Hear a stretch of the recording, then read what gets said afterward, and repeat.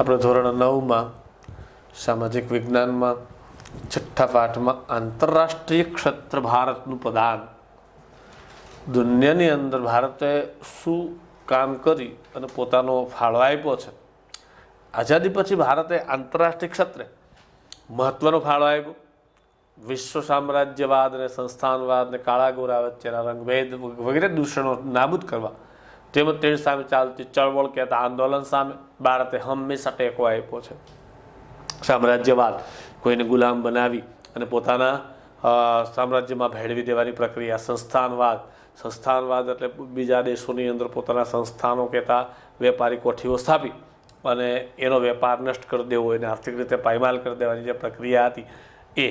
કાળા અને ગોરા. હવે કાળા અને ગોરા આપણે સામાન્ય રીતે કાળા કોને કહીએ? કાળા હોઈએ ને, ગોરા રૂપાળા હોઈએ ને. પણ જ્યારે આપણે સમાજની દ્રષ્ટિએ વાત કરીએ છીએ તો કાળા કેને કહેવા?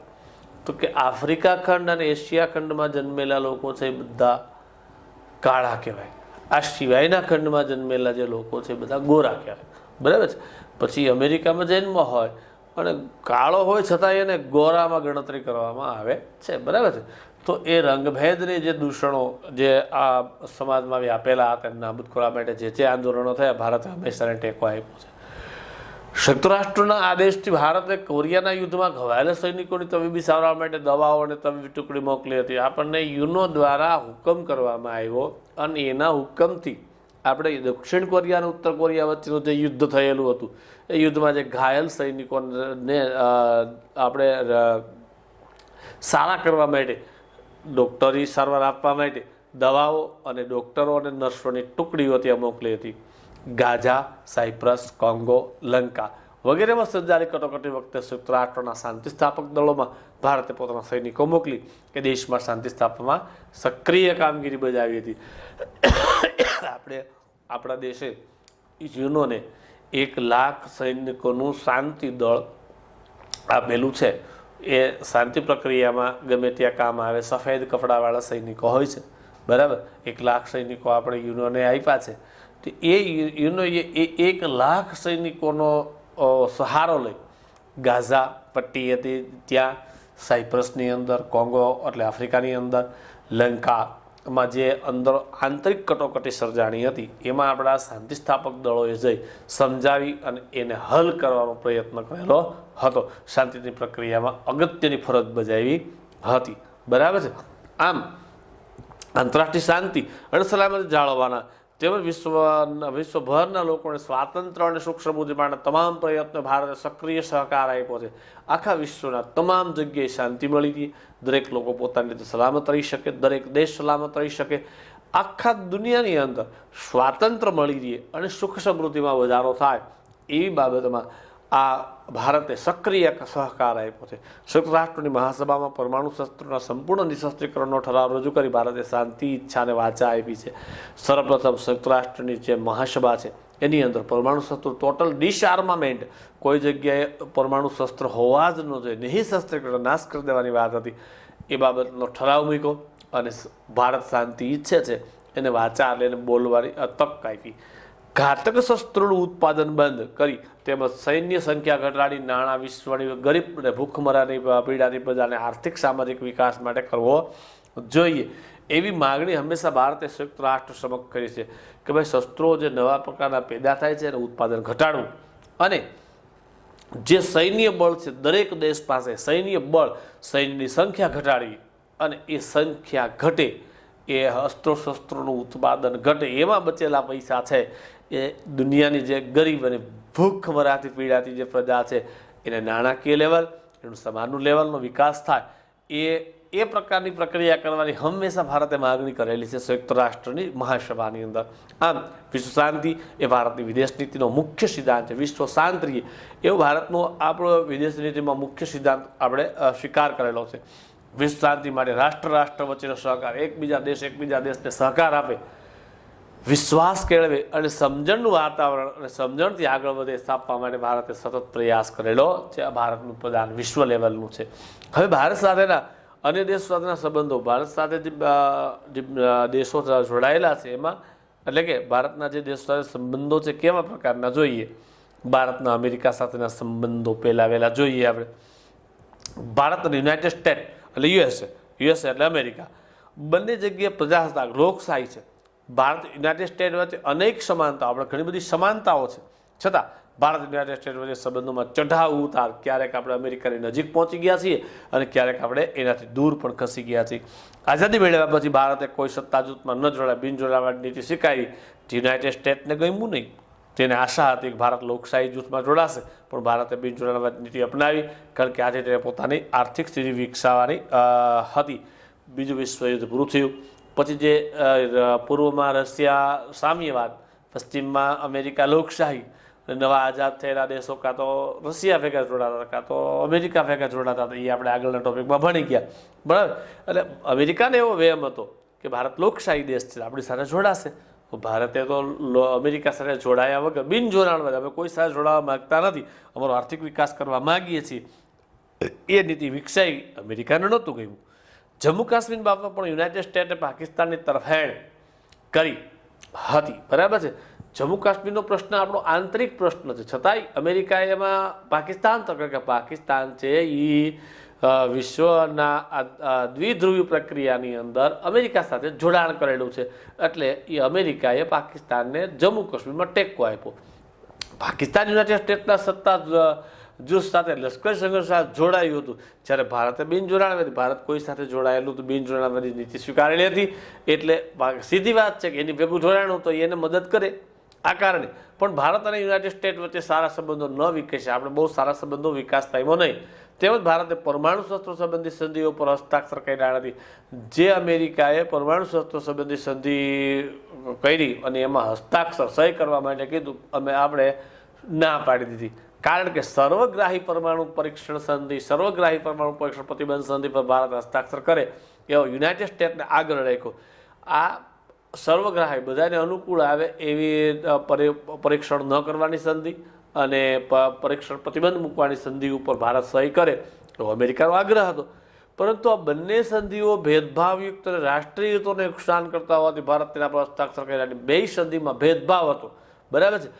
બીજા લોકોને પરીક્ષણ નહીં કરવું, અમેરિકા તો કરી શકે, તો ભેદભાવભરી નીતિ હતી. ભારતે જોયું કે આનાથી આપણા દેશને નુકસાન થશે, એટલે ભારતે સહી કરી નહીં.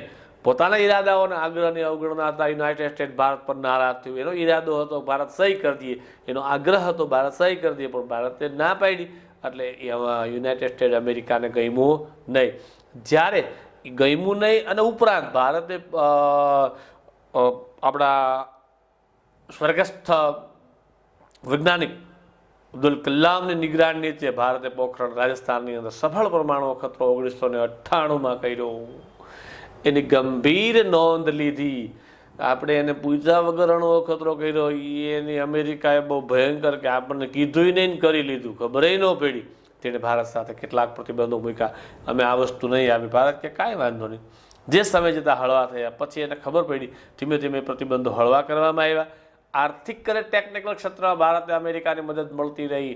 આપણે નાણાકીય બાબતથી અને ટેકનિકલ બાબતોની અંદર અમેરિકાએ આપણને મદદ કરેલી છે. યુનાઇટેડ સ્ટેટના ન્યુયોર્ક વર્લ્ડ ટ્રેડ સેન્ટર પર 11મી સપ્ટેમ્બર 2001ના રોજ જે આતંકવાદી હુમલો થયો, 2 પ્લેન અંદર ઘૂસી ગયા, વચ્ચેના સંબંધો સુધારાયો. ભારતે આમાં ખૂબ દુઃખ વ્યક્ત કર્યું હતું અને વિરોધ પણ કર્યો હતો કે આવો આતંકવાદી હુમલો કરાય નહીં. ભારતે પણ આર્થિક ક્ષેત્રે પ્રગતિશાળી છે, આ બાબતનો સ્વીકાર કરે છે અને બંને દેશો વચ્ચે ગાઢ સંબંધો બંધાય તેવી ઈચ્છા ધરાવતા થયા છે. ભારત પણ નાણાકીય રીતે ઘણું બધું સદ્ધર બન્યું છે એવું અમેરિકાએ સ્વીકાર્યું છે અને એને કારણે ભારત અને અમેરિકા વચ્ચેના સંબંધો ગાઢ, વધારે મજબૂત બને એવી ઈચ્છા ધરાવતા અમેરિકા થયા છે, બરાબર છે. સપ્ટેમ્બર 2014-15 ભારતના વડાપ્રધાન નરેન્દ્ર મોદી અમેરિકાની મુલાકાતે ગયા હતા અને સંયુક્ત રાષ્ટ્રોની મહાસભાને પણ સંબોધન કરી હતી, બરાબર. અમેરિકાની મુલાકાતે ગયા અને આપણા સંયુક્ત રાષ્ટ્રની મહાસભામાં પોતે સંબોધન કર્યું. યુનાઇટેડ સ્ટેટના અમેરિકાના પ્રમુખ બરાક ઓબામા, બરાબર, આ ટ્રમ્પ પહેલા હતા, એ 26 જાન્યુઆરી 2015ના રોજ ભારતમાં 66માં 50 લાખ દિન ગણતંત્ર દિવસ આપણો હતો, એ સમારોહમાં મહેમાન બનાવી ભારતની મુલાકાત લીધેલી હતી. ભારતીય ગણતંત્ર દિવસમાં ભાગ લેનાર તેઓ અમેરિકાના પ્રથમ પ્રમુખ હતા. અમેરિકાના આટલા બધા પ્રમુખોની અંદર પહેલા પ્રમુખ એવા હતા કે ભારતીય ગણતંત્ર એટલે કે 50 લાખ દિવસને હાજરી, મુખ્ય મહેમાન તરીકે હાજર રહ્યા એવા પહેલા હતા. આમ ભારત અને અમેરિકા સંબંધો સુમેળ ભર્યા થઈ રહ્યા છે. આતંકવાદ પ્રશ્ને બંને રાષ્ટ્રો વડાઓ ચિંતા, આતંકવાદ જે વકરી રહ્યો છે ભારતના વડા અને અમેરિકાના વડા બે ચિંતા ઘોષિત કરે છે. આ પહેલી મહાસત્તા સાથેના સંબંધો આપણને બતાવ્યા. હવે આપણે બીજી મહાસત્તા સાથેના સંબંધોની વિચાર કરીએ. ભારત અને સોવિયત યુનિયન રશિયા વચ્ચેના સંબંધો. બરાબર છે. ભારતમાં ભારે ઉદ્યોગ સ્થાપવામાં, સંરક્ષણ ક્ષેત્રે સજ્જ થવામાં સોવિયત રશિયાએ આર્થિક અને ટેકનોલોજી મદદ કરી છે. મોટા મોટા ઉદ્યોગ સ્થાપવામાં, આપણા સંરક્ષણની અંદર ઘણા બધા હથિયારો આપણને આપવામાં, ટેન્ક જેવા મહત્વના હથિયારો આપણને આપવામાં મદદ કરી છે. આર્થિક નાણાકીય મદદ, લોન પણ આપી છે. કાશ્મીરના પ્રશ્ને સોવિયત યુનિયને ભારતનો પક્ષ લીધો. કાશ્મીરનો પ્રશ્ન જ્યારે મહાસભામાં ચર્ચાય તો અમેરિકા પાકિસ્તાનને બધો મદદ કરે અને રશિયા છે હંમેશા ભારતનો પક્ષ લીધો છે. સંયુક્ત રાષ્ટ્ર સલામતી સમિતિના કાશ્મીર મુદ્દે ભારત વિરુદ્ધ ઠરાવ ન થાય એ માટે ઘણીવાર વીટો સત્તાનો ઉપયોગ પણ કર્યો છે. કાશ્મીર મુદ્દો હાવ એન્ડ ઉપર આવી જાય, ભારત વિરોધી ઠરાવ બધા બહુમતીથી પસાર ન કરી દઈએ એટલા માટે રશિયાએ આપણા માટે ઘણી વખત વીટો સત્તા વાપરી અને કાશ્મીરનો એ મુદ્દો ઉડાવી દીધો છે, આપણને મદદ કરતા બન્યો છે. કાશ્મીર પ્રશ્ને વૈશ્વિક સ્તર પર ભારતનું મતનું સમર્થન કર્યું છે. ભાઈ કાશ્મીરનો પ્રશ્ન ભારતનો છે અને એ ભારત તરફી જ હોવું જોઈએ, એને ટેકો પણ આપ્યો છે. આમ રશિયા અને ભારત વચ્ચે ગાઢ મૈત્રીભર્યા સંબંધો, ઘણા બધા આપણે નજદીકના સંબંધો રહ્યા છે. બરાબર. હવે ભારત પડોશી દેશ, હવે આ તો આપણે બે મહાસત્તાઓ વિશેની વાત કરીએ. ભારતના પડોશી દેશ છે, બરાબર છે, એની વાત કરીએ. પહેલું આપણું પરમ પાડોશી પાકિસ્તાન. ભારતના પાકિસ્તાન સાથેના સંબંધો કેવા છે? ભારતે આઝાદી મેળવ્યા પછી તરત જ ભારત અને પાકિસ્તાન એવા સંબંધો તણાવ ભર્યા. આપણે તરત બે આઝાદી ભરેલા રાષ્ટ્રો નોખા પડ્યા એટલે શરૂઆતના સંબંધો આપણા ટેન્શનવાળા હતા.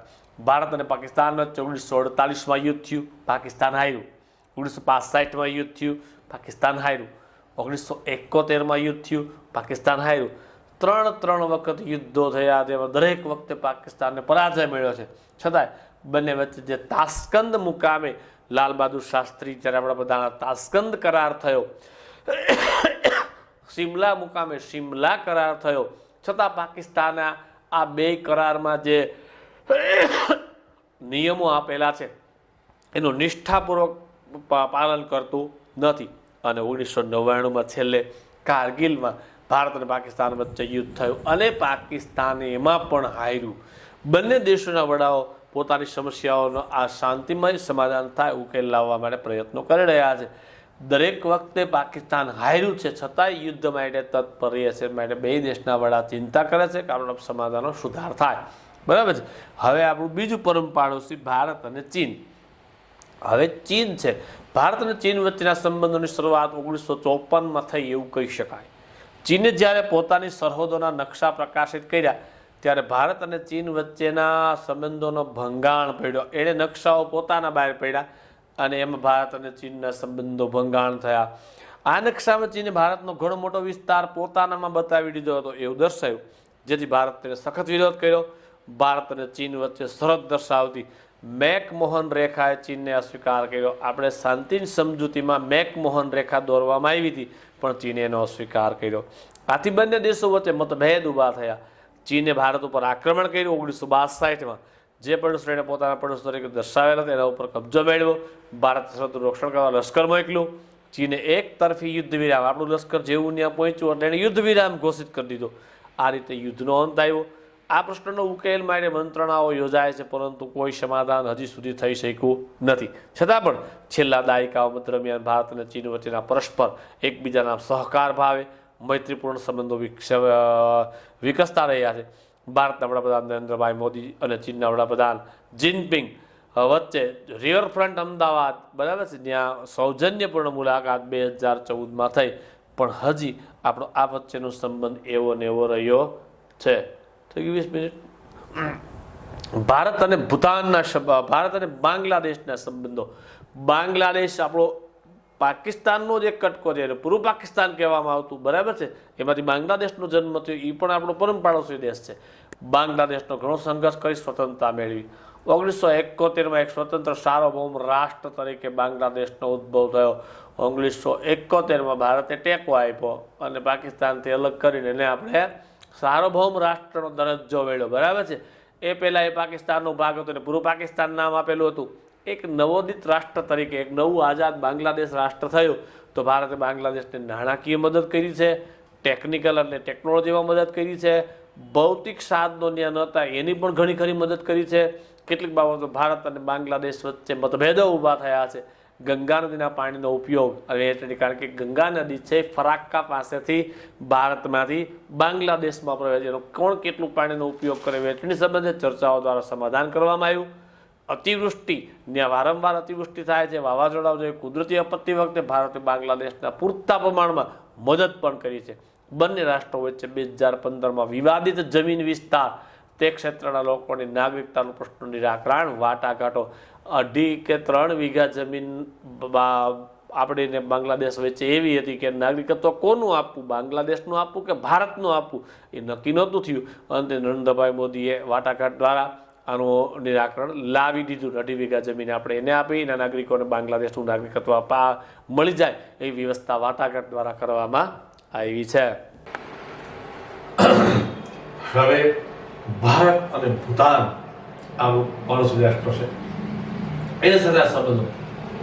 ભારતે ભૂતાન સાથે કાયમી શાંતિ અને મિત્રતાની સંધિ 1949માં કરેલી છે. ભૂતાને પણ સંરક્ષણ અને વિદેશ નીતિમાં ભારતના વિશ્વાસમાં લેવાનો સ્વીકાર કર્યો છે. સંરક્ષણ બાબતે વિદેશ નીતિની અંદર ભારત વિશ્વાસમાં લે, ભારત સાથે રહીને કામ કરવાનું સ્વીકાર્યું છે. ભારતે ભૂતાનને સંદેશા વ્યવહાર અને વાહન વ્યવહારના વિકાસ માટે મદદ આપવાનું સ્વીકારી સંબંધો મજબૂત બનાવ્યા. સંદેશા વ્યવહાર આપણા પોસ્ટલ યુનિયનનું સદસ્ય, પોસ્ટલ યુનિયન આપણે જે પિન કોડ છે, બરાબર છે, એવી રીતે આપણે એ યુનિયનના સભ્ય બને આપણે પણ એને અમુક આવા કોડ આપેલા છે. વાહન વ્યવહાર આપણા વાહનો એ બને છે જ્યાં આપણે મોકલીએ છીએ, બરાબર છે, એના માટે સંબંધો સ્વીકાર્યા છે. વડાપ્રધાન નહેરુએ ભૂતાનની મુલાકાત લીધી 1958માં.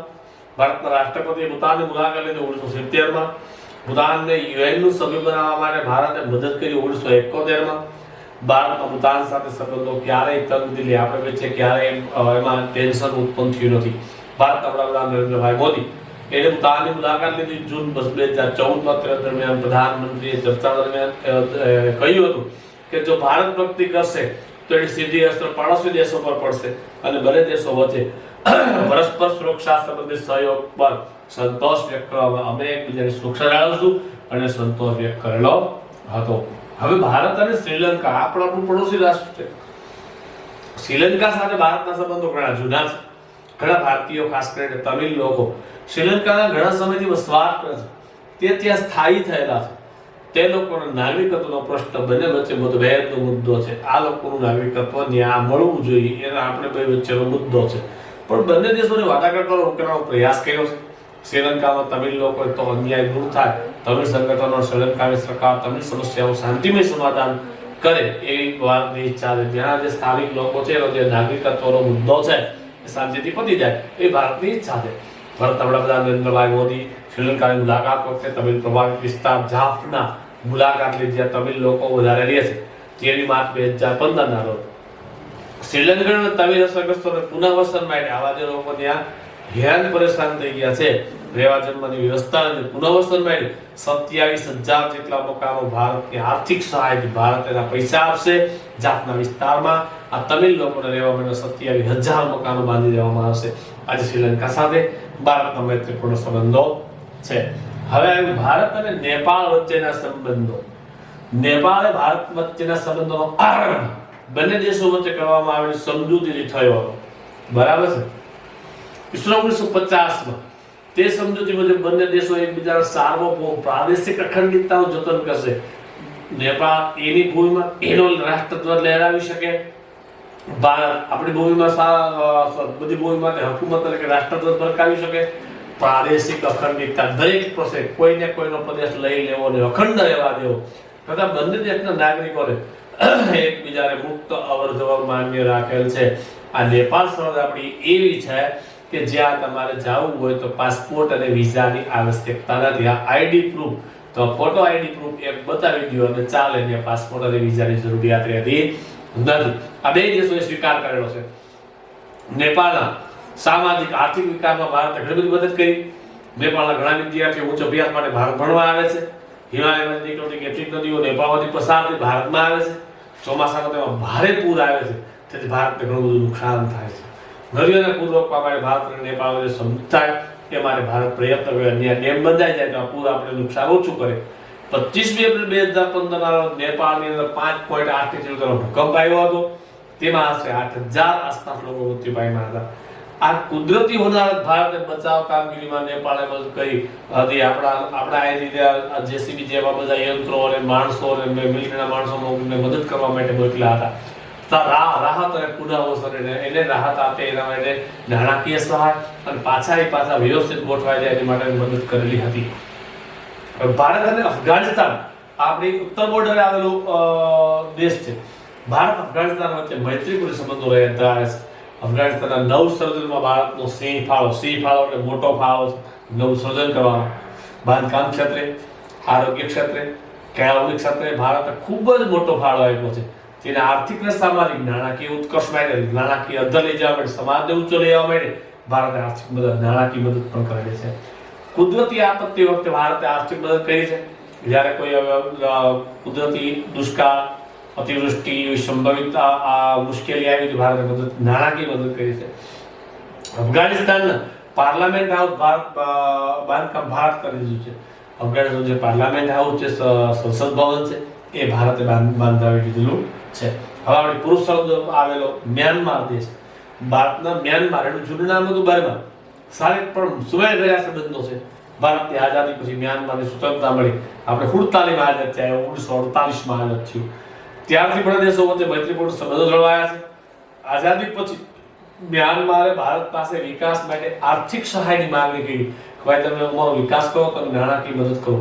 ભારતે તાત્કાલિક સહાય મોકલી આપી, કારણ કે ભારત મ્યાનમારને આર્થિક રીતે મજબૂત કરવા માંગતું હતું. પડોશી દેશ છે, બરાબર, મોડો આઝાદ થયો છે તો આપણે આર્થિક રીતે સદ્ધર કરવા માંગતા હતા. ભારતની વિદેશ નીતિનું મુખ્ય ધ્યેય વિશ્વ શાંતિ, સલામતી જાળવવાનું છે. જો કે પ્રસંગોપાત ભારતને પડોશી દેશ સાથેના સંબંધો ચઢાવતા ક્યારેક આપણે નજીક પહોંચી ગયા છે, ક્યારેક દૂર થતા રહ્યા છે. આવા સંબંધો છતાં સહ અસ્તિત્વના પ્રાચીન ભારતીય પરંપરા અનુસાર સબળ હોવા છતાં પોતાનાથી નાના પડોશી રાષ્ટ્રો આર્થિક રીતે પ્રભાવિત કર્યા વિના પડોશી દેશ સાથે શાંતિપૂર્ણ, મૈત્રીપૂર્ણ સંબંધો રાખ્યા છે. આપણું જે વર્ષો જૂનું પ્રાચીન પરંપરા સહ અસ્તિત્વ, જીવો અને જીવવાદીઓ સાથે રહીને જીવો, બરાબર, એ પરંપરાને આપણે જાળવી રાખ્યા છે. છતાં આપણે પડોશી દેશો, નાના દેશો છે, એને આપણે નાણાકીય રીતે આપણે એમાંથી પ્રભાવ ડાલવા નથી માંગતા, પણ એક સાથે રહી શાંતિપૂર્ણ બેનો વિકાસ થાય, મૈત્રીભર્યા સંબંધો રહે, એના માટે આપણે પ્રયત્નો કરેલો છે. અહીંયા આપણો આ પાઠ પૂર્ણ ઘોષિત કરવામાં આવે છે. પહેલા પ્રશ્નમાં ત્રીજા સિવાય બધા, ત્રીજા પ્રશ્નમાંથી યુગાની કટોકટી, સોવિયત યુનિયન અને બર્લિન નાકાબંધી.